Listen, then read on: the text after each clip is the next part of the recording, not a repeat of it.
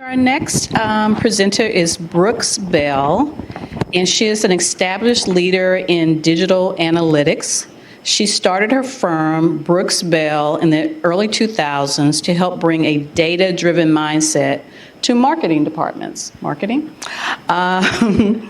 In January 2019, Brooks was diagnosed with stage 3 colon cancer at age 38.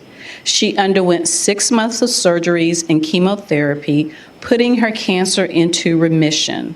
During that time, she learned of the shocking rise of colorectal cancer in young people, as well as the unique ability for people to detect and prevent colorectal cancer up to 10 years before they get it. Brooks launched 2 programs in 2019, 50 colonoscopies under 50 and checkoutmyass.org to help spread awareness. I bring you Brooks Bell.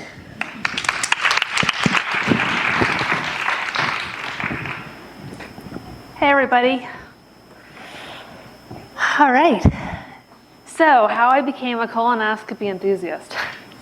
My other life, my main life, my professional life, I started a 50-person analytics company 16 years ago, right after I graduated at Duke.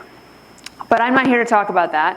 I am here to share a story with you guys that's has a little bit of grossness.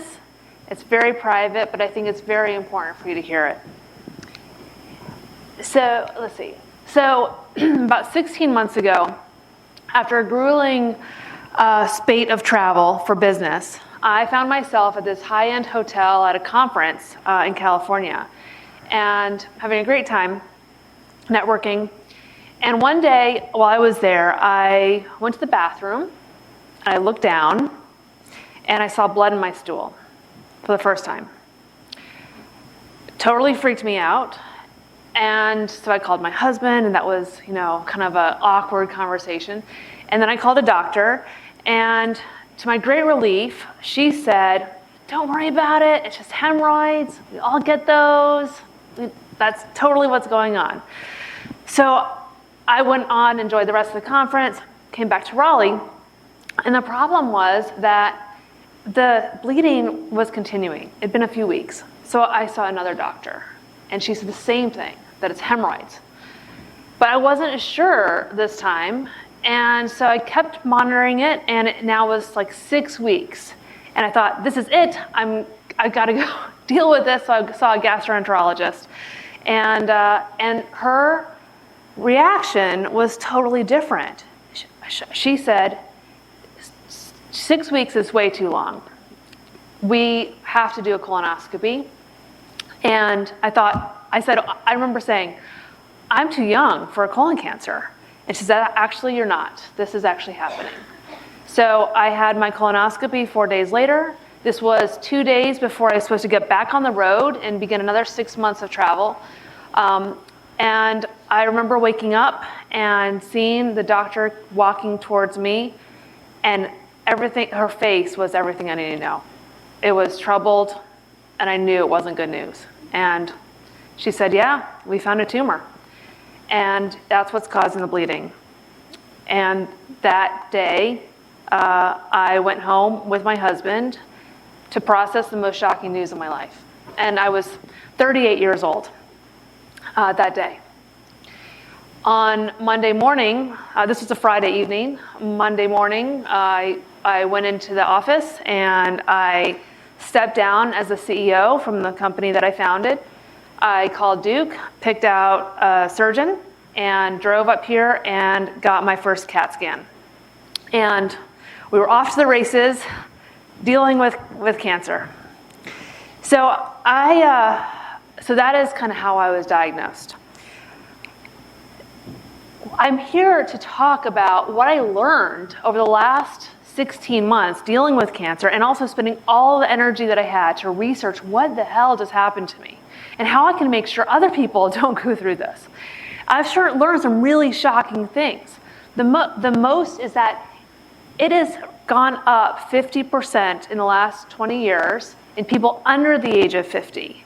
And if you guys realize, colonoscopies begin at 50. So there is some sort of epidemic that has already begun in my childhood. What's more scary is that this epidemic is just getting started. It's actually predicted to go up another 90% in the next 10 years.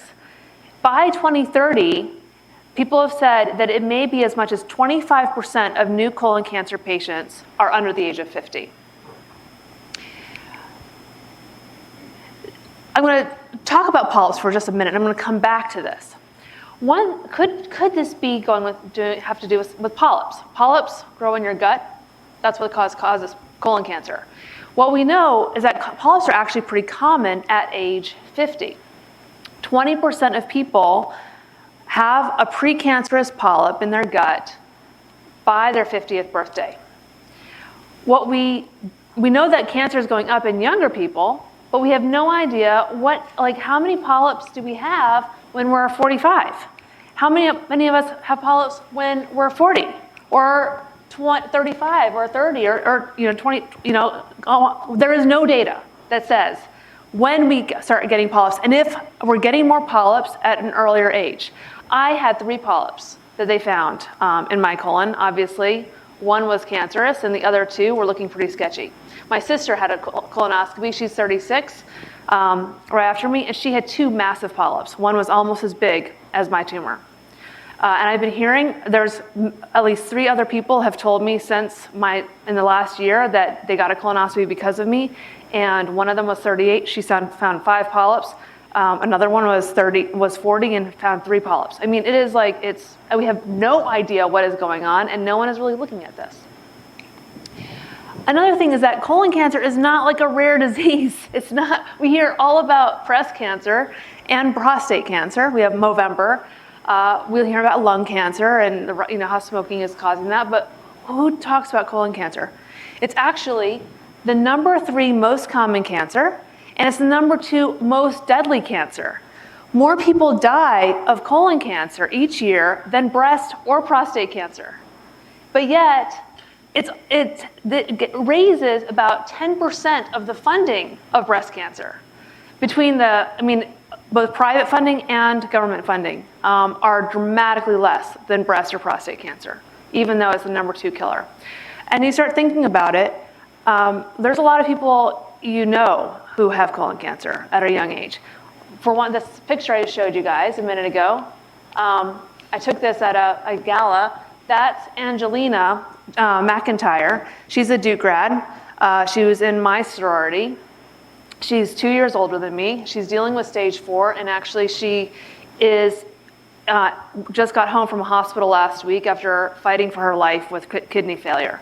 My husband, who's also a Duke grad, his fraternity brother has had 120 chemo sessions and just found out that colon cancer spread to his brain. My first primary care doctor, he died a few years ago of colon cancer when he was in his early 40s.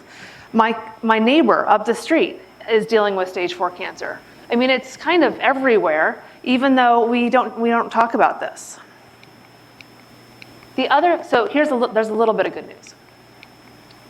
Let me get back to where I was. All right, actually, hold on. What's going on before I talk about the good news? So Kate Bowler, also obviously a Duke grad, the cancer that she was our keynote today, is colon cancer. She was like, so it's not sin, thank God, that's causing us to get colon cancer. But there is no known cause. But there is a lot that has changed in our environment. They can't find a smoking gun, but in a nutshell, we think that there's massive toxic load coming from everywhere in our environment. Our food system has a lot of chemicals. We have lots going on in our water supply, lots going on in our soil, just like a lot in our environment that all negatively affects our microbiome. And microbiome is a brand new area of study. Not a lot is known about it. There hasn't been a lot of research, but 95% of our microbiome is in our colon. And anything that affects the microbiome and disrupts it makes it a lot easier for us to get inflammation in our colon. That leads to a polyp. You add a little bit of stress, which we all feel in our life, and that could spark a DNA mutation, and boom, you have a cancer growing over time. A lot of times we think about people getting cancer, well, maybe they don't eat that well, maybe eat a lot of red meat. Well, I thought, well, I haven't had red meat in my entire adult life. I shop at Whole Foods.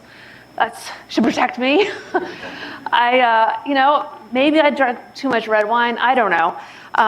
But the one thing that one of my takeaways is that, if I can get cancer, I eat a salad every day. Maybe I was a little bit stressed running my business, but I realize that we're a lot more unhealthy than we realize. I saw a functional doctor after my diagnosis, after I finished my treatment, and it's kind of pointing back to the microbiome. New York Times found that there are 2 bacterial strains that like to work together to disable your immune system from protecting you while attacking your colon wall. And I found out that I actually have one of the bacterial systems in abundance in my gut, as I found out from a stool test that I did. So anyway, it's just interesting to think a lot about what is causing this, but really, main takeaway is our microbiome is under stress. Try to eat as healthy as you can, eat lots of vegetables, and there's all kinds of changes that we can make to try to get a little bit healthier that are really quite difficult to do. So the good news is you don't have to make all those changes. You can do one thing, and you can virtually eliminate your risk.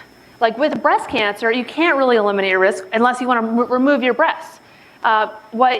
You have to kind of wait till you have a lump, right? You get a mammogram, hopefully you catch a lump early, but you can't actually prevent it. With colon cancer, you can prevent it. You can almost completely prevent it because 96% of all colon cancer starts as a polyp. Polyps take years to grow, and you can have them snipped out. If you have it snipped out, you can't get colon cancer. So how do you do that? Well, I think you saw this coming. It's a colonoscopy.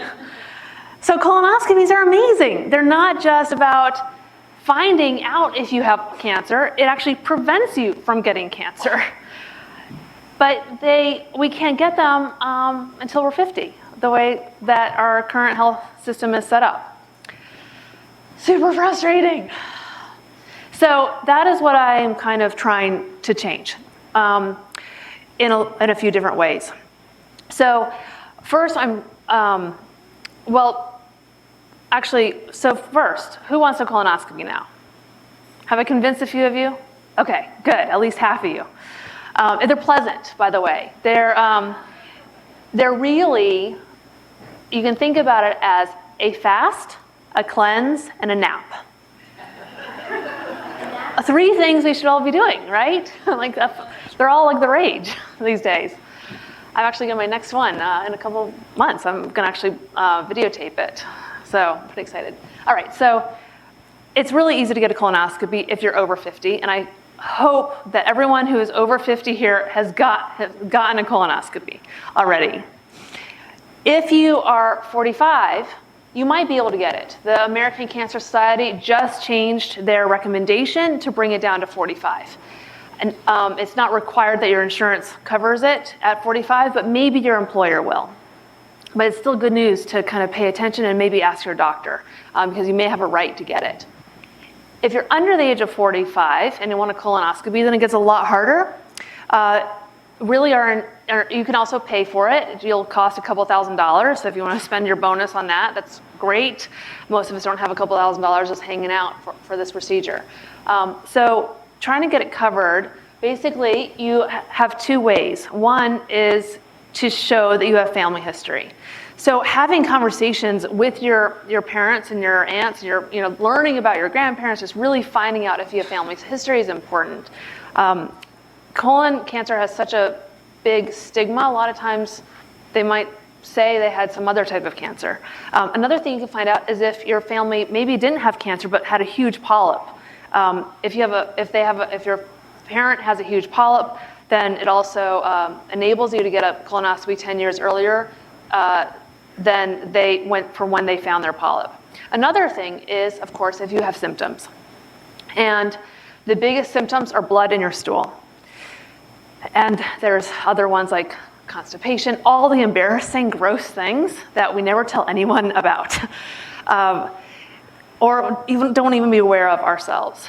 So that is what you don't want to waste your next digestive health crisis, because it's your ticket to a free colonoscopy. Just you have to go in and talk your doctor. You have to go talk to a doctor about it. Set aside your anxiety about talking about that, and then demand that you get referred to a gastroenterologist. I'll move along.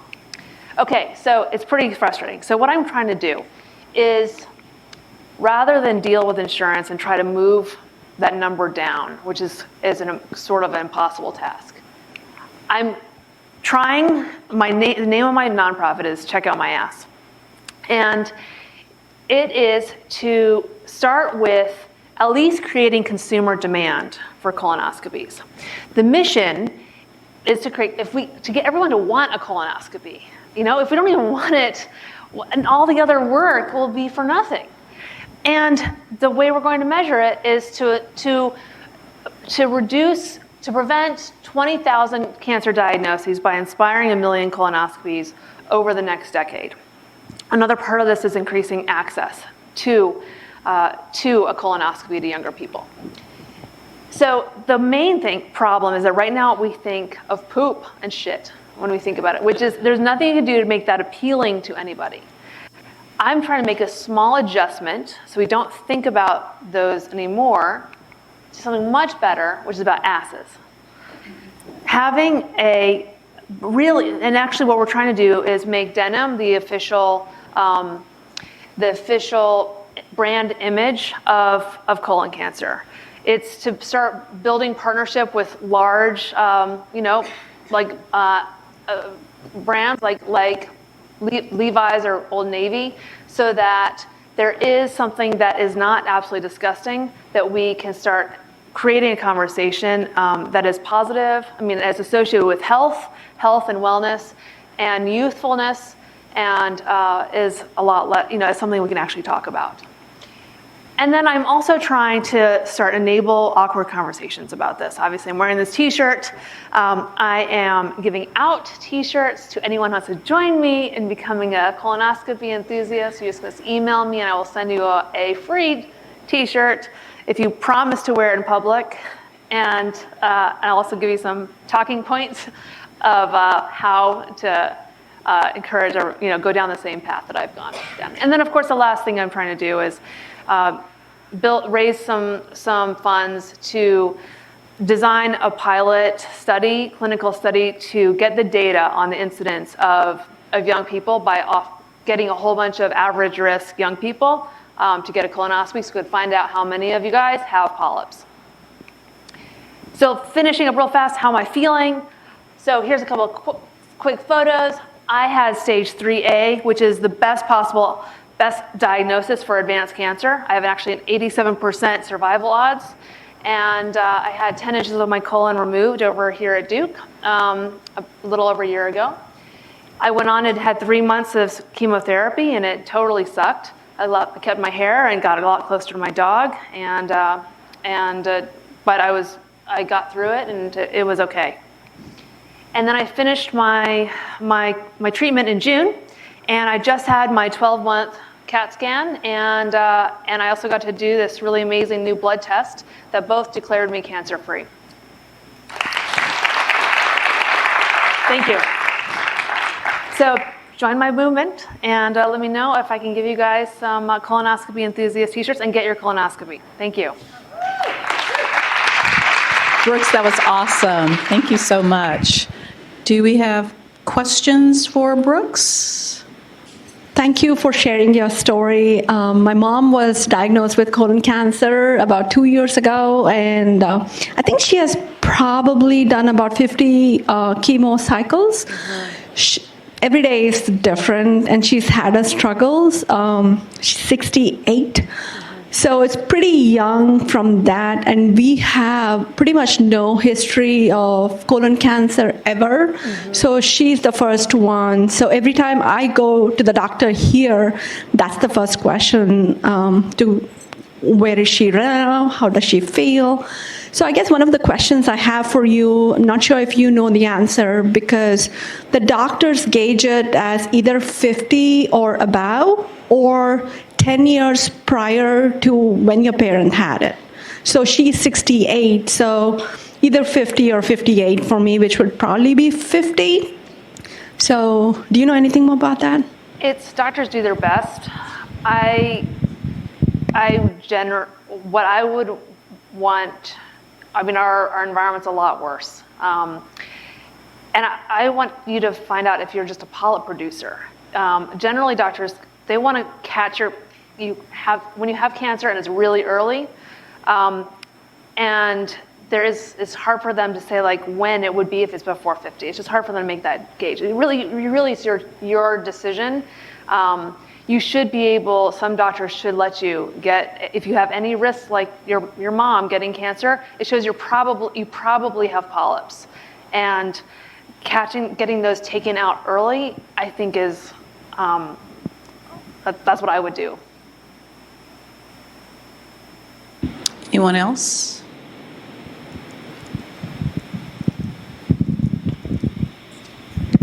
I come from a polyp-producing family, but I have a question for you. So I don't think we would qualify for this thing because they always say moderate risk, but there's that ad on TV where you poop in a box and send it in. What do you think about that? What do you know about Cologuard? that? Cologuard is the name of that, and it's really great for people who are older who will not get a colonoscopy. They're too uncomfortable with the idea. But your risk continues goes up, of course, as the older you get for having polyps. All it does is diagnosis if you have cancer. It can't find out if you have a polyp. And so it's great from a diagnosis perspective and catching cancer early. It's not helpful if we're finding out if you have polyps. The only way to do that is a colonoscopy. And it's really confusing. It just kind of goes back to the same mindset that a lot of doctors have, is that a colonoscopy is for finding cancer, not preventing cancer. It's not for finding polyps. You know what I mean? So Cologuard is also in the same camp of finding cancer. Anything else? Any additional questions for Brooks right now? All right. Well, Brooks, thank you so much for bringing this to our attention.